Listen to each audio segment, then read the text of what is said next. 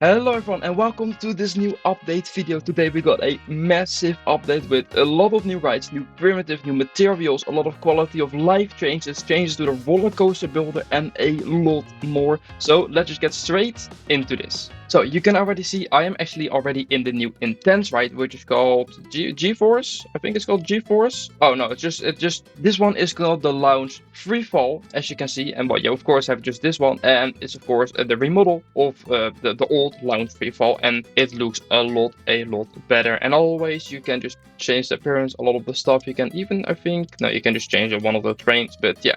Everything is the same. You can of course change the ride configuration. It works the exact same as the drop tower. I like it. Then let's go to the other new stuff. We'll go into the stuff that you see back here and a little bit later. But let's first have a look at a new skin that got added to Theme Park Tycoon 2, which should be here. It's for the hyper coaster. Of course we got this one, but we got the staggered seats. Well, yeah, ride skin, which I think is like something like Shambhala has. But let's buy it. It's 2,500 credits, but is a lot for this ride skin. Well, it's pretty much the same seat, but yeah, let's just have a look. Let's place it in there and put it on. Here we go. Here with I have to say this does look very good. The detail again on these trains are so good, and I'm definitely sure a lot of people want to use this one, since it's just a very cool looking train for of course a hyper coaster, or even even bigger. So I think this is a very welcome addition to the game. Yeah, this looks very nice. And I just looked, this is by the way a remodeled ride.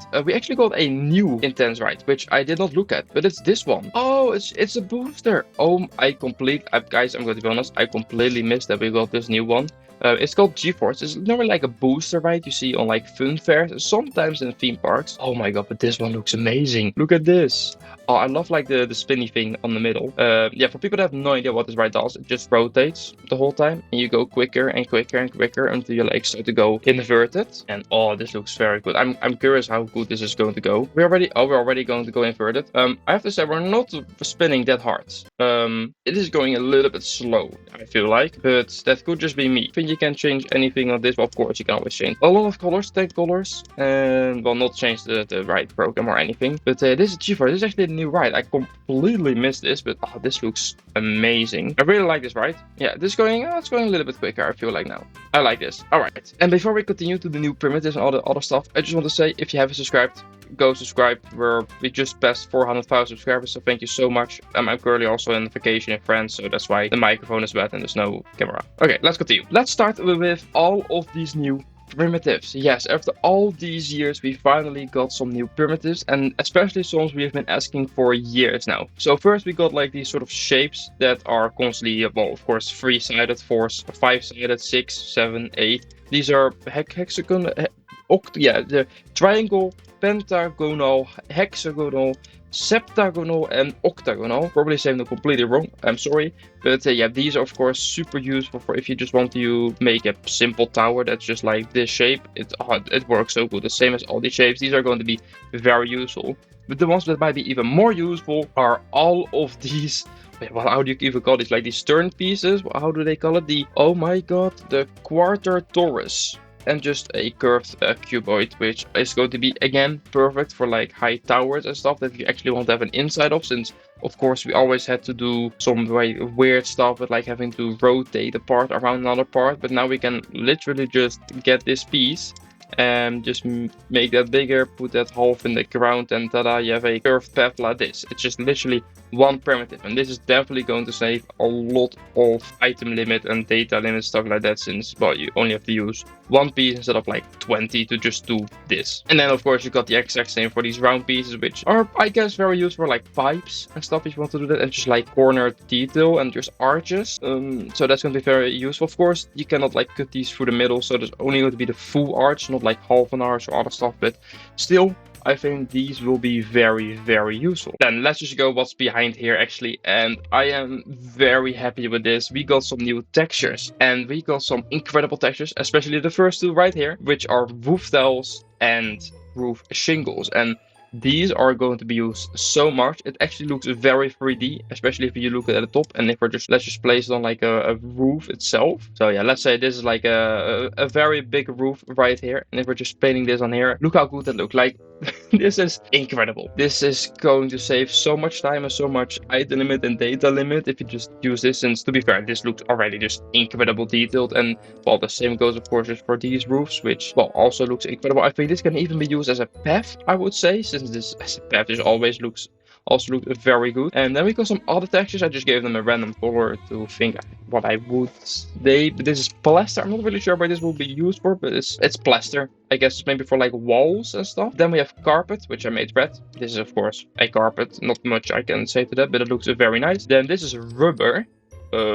Yeah, it looks nice, I guess. I'm not sure what we will use this for, but there's always people that use these stuff for very nice things. Then I really like this one. This is a ladder. Yeah, but you can definitely do some cool stuff with this ladder texture. And then the last one we got is cardboard. So we can actually make some cardboard boxes. Now, as you can see, like the top texture is like that, but then the side texture is like an actual like if there's like cardboard. So that's very nice. So yeah, these are the how many? 7 new textures we got. Wait, they said that there's 8. Am I missing one? I think I'm missing one. Wait, which one is new too? I thought I looked through everything. 1, 2, 3, 4, 5, 6, 7. Oh, I forgot towels. Oh my god, look at this one. Oh, I didn't want to do that. But look at this. I've completely forgot the towel one. Oh, this is amazing for like pools and just like more. Oh, this is an amazing texture. I completely forgot about this one. That looks amazing too. I love this one too. Now let's have a look quickly at the changelog, since it's quite a big list as you can see. So yeah, we got the new intense ride G-force and the lounge free fall. Then we have already looked at the new hyperskin, the 8 new materials, 12 new terrain materials. Those are literally the same that we already had, but then just on the terrain too. As you can see,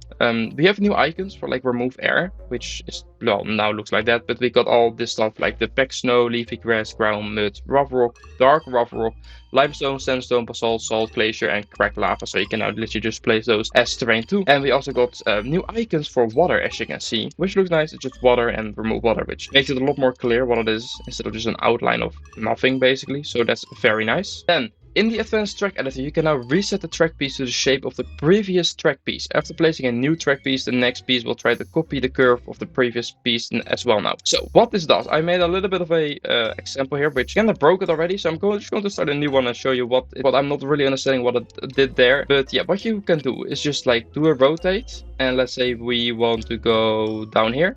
As you can see, it already puts the track piece on this position. So I can just easily continue it like this. So for a lot of people, this will be a lot easier to make stuff more smooth. Which also adds 2 new buttons in the UI is reset piece shape to straight shape. So that will just literally just make it go straight again. And I think it just it automatically continues again with that. So that could be a little bit annoying for people that I don't know if I'm going to use it, but I can also just reset it back to this. Since when I was testing this, it does, what is happening? Okay, it does do some weird stuff when you start using some more advanced edit stuff. Yeah, it does this. Not sure what this is. As you can see, when it literally does that. It starts to do weird stuff. I'm not sure why. I think it's probably because I used this tool here. So if let's say I'm going to build this again, and I just use this to off, and I move this over. Yeah, now it does this. So now it's completely something else. And well, I'm not sure what this is supposed to be, but yeah, as you can see, I don't know what it does, but not sure this is what it's supposed to do. So it looks like if you start to do smoothing off, and then it starts to do this. And I'm not the biggest fan of it being automatically on, or at least it should be a setting. Maybe I'm missing the setting, but it being constantly on when I'm trying to place a piece like this. I'm not sure what it does here, but when I just place a piece, I just want this to be automatically off. And if I want this to continue, I press it on. I cannot find really a setting to turn this off somewhere, or at least not have found it. Maybe it's somewhere here, but I don't know. Now, there's also a lot of more quality of life changes, which is a whole list. So let's just go a little bit through that. When removing a piece in the track editor will now try to copy the curve of basic editor piece of this removed track piece. I'm not really sure what that means. Remove a track piece in the track editor. The track will now edit. Okay, so let's say if I try to delete one of these pieces, what will it do? So it says if I delete this, it might be completely. Okay, I'm not sure what it's doing here. Not sure that's supposed to do it. Does it mean that I can like rotate this and it changes? No, I don't think that's what I wish it was that, but no. I cannot change this piece. Does it say in like the basic editor? Is it something to do with the basic editor? No, definitely not. I'm not entirely sure, but it looks like but it already automatically selected. I'm not 100% sure what this means. If you know, let me know down in the comments. I'm not 100% sure what that one means, but okay, let's continue. When building QPaths, a more accurate preview of the QPath and how it will connect it will be shown. You can also rotate the QPath to control in which direction it will connect manually. So this is mainly on the QPaths, which is actually very nice. I've already tested it a little bit, so let's just make like a beautiful path here. Let's also make a path go here. So let's say you have a Q, blah, blah, blah, blah, blah.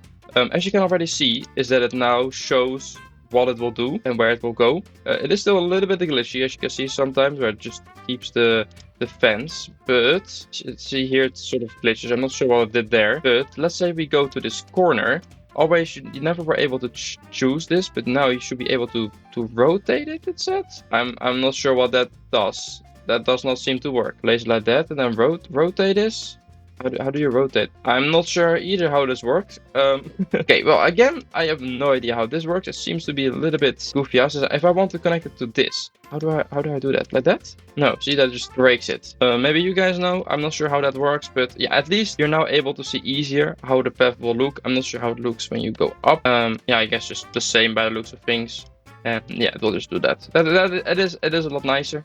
I do agree with that. QPaths can now be grouped and copied even when multiple items are selected. So what it basically means is that you can now copy and paste QPaths, and it will also be saved in bright designs, which they previously did not. You have to place the QPath again for some reason, but now when you make a new blueprint, they will also be safe. Can now stand on the floor of the transport train and monorail and move on the train and the monorail. So this is actually kind of fun, or it sounds kind of fun. So let's just place like a transport ride. And this actually sounds very useful for some reason. So let's just place like this. And also these tools are also on all the rides, as you can see. So just continues, which I guess is good, but I don't know. I guess we'll have to get used to it in some way. But instead of having to ride the ride now, you can just go stand on it. Also, not sure if that works. Does it mean I can stand, you mean on this floor? Like on this floor itself, and I move with it? Oh, okay. You just stand on this. Oh, okay, so you don't have to actually sit. Oh, I thought that you could just stand on the train track and you would move forward, but it's literally just this. Okay, I'm not really sure what's the point of this. But I guess it's nice. Okay, next thing is very, very nice actually. The delete everything feature, so you can always delete your entire park, now supports refunding half the building cost of the things in your park. So instead of getting nothing when you destroy your whole park, you now actually get half of the things.